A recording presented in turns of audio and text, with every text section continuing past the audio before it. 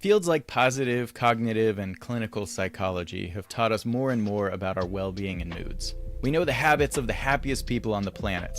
We know the chemical correlates of depression. And we know the interventions that are most likely to enhance happiness. But there is a question I like to ask that is so often neglected in the mind sciences. Why? Why are we happy under certain conditions? Why do we get depressed in others?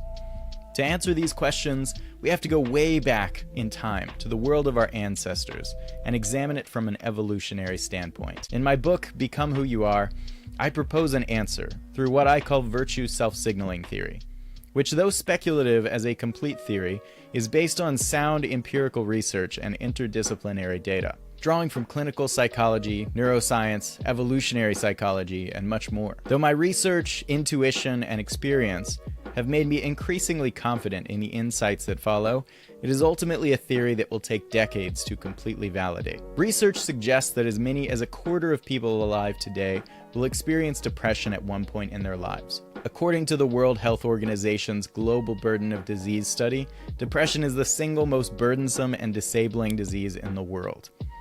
Depression is linked to poor physical health, higher rates of heart problems, of smoking. Early depression predicts high school and college dropout, teenage pregnancy, poor marital quality and divorce, and failed transition into the work world. And worse still, incidence of depression is rapidly increasing.